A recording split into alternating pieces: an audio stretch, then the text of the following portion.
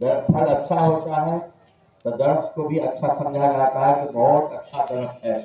اس کی حفاظت ہوتی ہے، اس کی سینچائی کٹائی ہوتی ہے، اس کی نگرانی اور دیکھ ریکھ ہوتی ہے۔ دیکھیے اتنا عمدہ پھل آیا ہے جو آپ کے سامنے۔ حفظ قرآن کو اللہ پاک ہمارے ان بچوں کے حق میں، ان کے ماں باپ کے حق میں، ان کے اساتذہ کے حق میں، ان کے خاندان کے حق میں، اس مدرسے کے حق میں، پوری امت کے حق میں خیر کا، رحمت کا، برکت کا، ہدایت کا ذریعہ بنائے۔ دوستو، حفظ قرآن پر اللہ پاک کیا نوازتے ہیں، اللہ کے محبوب صلی اللہ علیہ وسلم نے کیا بشارتیں دی ہیں، کیا فضیلتیں بیان فرمائی ہیں۔ آپ نے اپنے علماء کرام کی زبانی بڑی تفصیل سے ان سب چیزوں کو آپ نے سنا۔ اس سے پہلے ابھی حضرت مولانا مفتی احمد حسین صاحب نے مدد العالی نے بڑی قیمتی باتیں کہی ہیں، وہ بزرگوں کو بھی اور اپنے نوجوانوں کو بھی للکارا ہے، اور قوم و ملت کی فکر اور قوم و ملت کی خدمت کی طرف انہوں نے ابھارا ہے۔ اس سے پہلے ہمارے کرم فرما مفتی ابوذر صاحب قاسمی دامت برکاتہ نے بہت قیمتی باتیں کہی۔ دوستو اور بزرگوں، حفظ قرآن کے متعلق جو باتیں آپ سنتے ہیں، میں تو کہا کرتا ہوں کہ ہمارے شاعر، ہمارے عزیز شاعر صاحب نے مزمل حیات، قاری مزمل حیات جو آپ کے سامنے اشعار پڑھ رہے ہیں، ان میں بھی انہوں نے فضیلتوں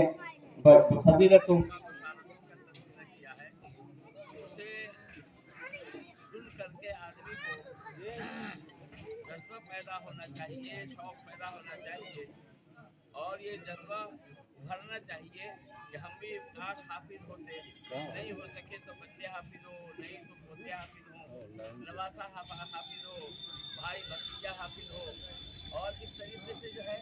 اپنے لیے نجات کا اور بخشش کا جو سامان فراہم کریں۔ دوستو، کوئی آدمی آپ کے پاس میں اچھی قسم کی مٹھائی کھا رہا ہو تو آپ کے منہ میں پانی آ جاتا ہے، یہ کوئی اچار کھا رہا ہو تو آپ کے منہ میں پانی آ جاتا ہے۔ آپ کے سامنے یہ اعزاز، ان کا حافظوں کا اعزاز اکرام کیا گیا، ان کے سروں پر پگڑی باندھی گئی، اتنے بڑے مجمع میں ان کا یہ اعزاز اکرام، یہ تو دنیا کا ہے۔ آخرت کے اندر جو اعزاز اکرام ہوگا، یہ اس کا صحیح معنوں میں ہم تصور بھی نہیں کر سکتے۔ چند باتیں مجھے کہانی ہے۔ ایک تو یہ ہمارے حافظ صاحبان، ہمارے یہ بچے ابھی یہ کچے ہیں، بچے ہیں ابھی یہ کچے ہیں، انہوں نے حفظ ابھی ختم ہی کیا ہے۔ جب تک یہ 8-10 دور نہیں سنائیں گے پکے نہیں ہوں گے۔ تو پہلی بات تو یہ ہے کہ 8-10 دور سنانے کے بعد دوسرے لائن کو اختیار کرے، عالم قاری مفتی بننا ہے، یا اگر والدین کی رائے ہے کہ نہ ڈاکٹر ہی انجینئر بننا ہے، لیکن یہ پہلے پکے ہو جائیں۔ دوسری بات یہ ہے کہ حفظ قرآن کی دولت بڑی محنت سے انہوں نے حاصل کی ہے۔ ان کے محنت کو دیکھیں تو آپ کو ترس آ جائے۔ ایک فجر سے پہلے پڑھ رہے ہیں، فجر کے بعد پڑھ رہے ہیں، دن تو دن ہے، مغرب بعد پڑھ رہے ہیں، عشاء کے بعد محنت کر رہے ہیں، اور ان کی محنت کو دیکھیں تو آپ ترس آ جائیں۔ اتنی محنت سے انہوں نے اس دولت کا حاصل کیا ہے، اور ان کے والدین کی امیدیں اور ان کے خاندان کی امیدیں ان سے وابستہ ہیں۔ تو اس حفظ قرآن کی دولت کو باقی بھی رکھیں، اتنا پڑھیں، اس طرح تلاوت کرتے رہیں کہ ان کا حفظ قرآن باقی رہے۔ زندگی گزرے حفظ قرآن کے بقا کے ساتھ، مرے تو حفظ قرآن کے ساتھ، حشر میں جمع ہو تو حفظ قرآن کے ساتھ، اور اسی حفظ قرآن کی بدولت کی جنت کے درجات پر چڑھتے جائیں، ان کے والدین بھی نوازے جائیں اور خاندان بھی نواز دیا جائے۔ تیسری بات یہ ہے کہ حفظ قرآن کی فضیلت جبھی ہے جبکہ قرآن پاک کے مطابق عمل بھی ہو، قرآن پاک کے مطابق عقائد ہوں، اعمال ہوں، اخلاق ہوں، جو قرآن کہتا ہے وہ ان کی زندگی کے اندر ہو۔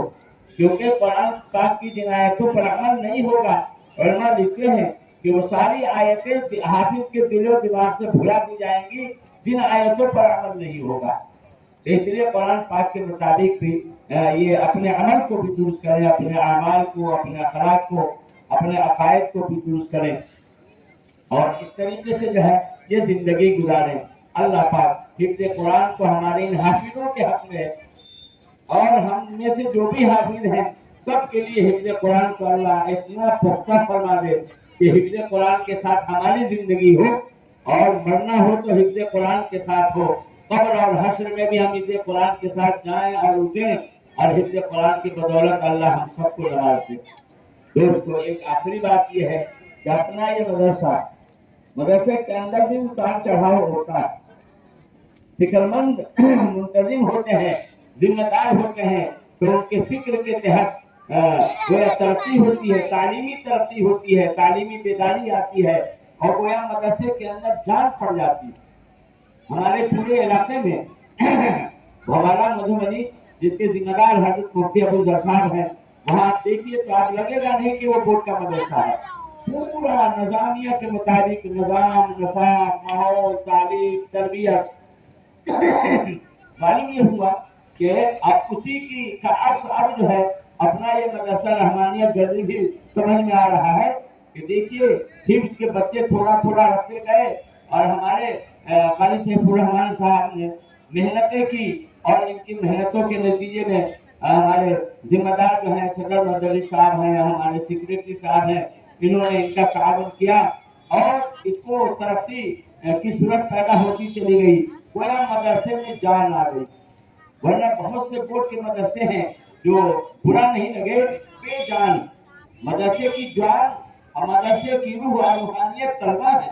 تعلیم و تعلیم اس کی جان ہے، بغیر تعلیم و تعلیم کے کتنوں زبردست عمارت کو اور کتنے جو ہے اونچے سے بڑے اشتہار ہم چھاپتے ہیں، اچنا مدرسہ کو جتا دیں، اس سے روحانیت نہیں آتی ہے، جان نہیں پیدا ہوتی ہے، تعلیم و تعلم سے، تعلیم و تربیت سے جان پیدا ہوتی ہے۔ دیکھیے یہی مدرسہ رحمانیہ ہے، کئی سال پہلے ہم لوگ گزرتے تھے، وہ بے جان لگتا تھا، برا نہیں لگے، اللہ کا فضل ہے، آپ ہی میں سے کسی کو کھڑا کر دیا، ذمہ دار اس فکر کے ہو گئے، ہمارے صدر مدنی صاحب اس فکر کے ہو گئے، اللہ نے جان ڈال دیا۔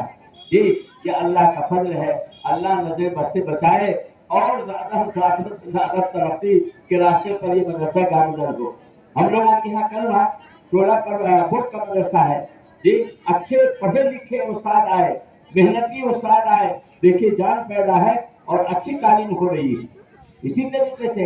بورڈ کے جو ہمارے مدارس ہے، یہ اللہ کا فضل ہے، ہم لوگوں کی طرف بھیک مانگی کرنے کی تو ضرورت نہیں پڑتی ہے۔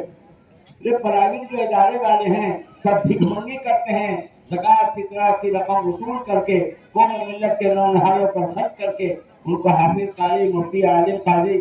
سب بناتے ہیں، لیکن آپ کو تو اللہ کا فضل ہے، صرف بچوں ہی کا خرچ کرنا ہے، اساتذہ کی تو تنخواہ الحمدللہ آ رہی ہے، الحمدللہ آ رہی ہے، جی، اور وہ تنخواہ میں برکت بھی جبھی ہوگی، اور جبھی وہ آپ کے لیے حلال بھی ہوگی تنخواہ اور برکت جبھی ہوگی جب صحیح معنوں میں ڈیوٹی ہوگی اور صحیح معنوں میں خدمت ہوگی، تعلیم و تربیت ہوگی، برکت آتی چلی جائے گی، پریشانیاں دور ہوتی چلی جائیں گی، تعلیم کا ماحول پیدا ہوگا، اور اس طریقے سے ہوگا۔ اللہ کا فضل ہے، بورڈ کے جو ہمارے مدارس ہیں قابل قدر ہیں، لیکن جو ذمہ دار ہیں ہمارے جو اساتذہ ہیں تھوڑی فکر کر رہے ہیں، آخر ہماری وجہ سے ظاہر جو رہے گی قوم کی جو امانت ہے، قوم کے جو بچے ہیں اور بچیاں ہیں، ہم نہیں پڑھانے اور حاضری بنا لیں اور ڈیوٹی پوری کر کے چلے جائیں، پڑھائے نہیں، ظاہر ہم نے کس کو بنایا؟ ظاہر ہم نے اپنے بچوں کو بنایا، دوسرے کے بچوں کو نہیں، ہم نے اپنے بچوں کو ظاہر بنایا ہے، اللہ کی یہاں بہت جواب دہ ہونا پڑے گا۔ اس لیے اللہ کے ہاں جواب دہی کو سامنے رکھتے ہوئے اور ان بچوں کو امانت سمجھتے ہوئے، اپنا بچہ سمجھتے ہوئے، ان پر جہاں بھی محنت ہوتی ہے، جہاں محنت ہو رہی ہے، دیکھیے مدرسہ رنگا رنگ ہے اور چمن در چمن ہے، اور سب جو شاداب ہے، اور روحانیت ہے، نورانیت ہے، یہ اللہ کا فضل ہے۔ اللہ اس کو نظر بد سے بچائے اور زیادہ سے زیادہ اس کو ترقی دے، اور ہمارے مفتی احمد حسین صاحب مدنی عالی نے جو بات کہی ہے، واقعی میں گرمی اس علاقے کی جان ہے، اور علم کے لائن سے اور دوسرے لائن سے پہچان ہے اس بستی کی، اور جو سروے ہے سامنے اس اعتبار سے علم کی شرح کم ہے، یہ اسی طریقے سے عصری تعلیم کی بھی شرح کم ہے، اور اس میں اور بڑھوتری ہونی چاہیے، مفتی صاحب نے جو آپ کے سامنے تقاضا رکھا ہے وہ قابل غور ہے، اس پر فکر کریں، غور کریں، نوجوان اٹھیں، بوڑھے لوگوں، ہمارے جو بزرگ لوگ ہیں ان کو مشورہ دیں، ان کو جوڑیں، تو بڑا کام ہوگا قوم و ملت کا۔ یہ چند باتیں ہوئی، اللہ پاک ہم سب کو کہنے سننے سے زیادہ عمل کی توفیق نصیب فرمائے۔ اللہم صلی علی سیدنا مولانا محمد النبی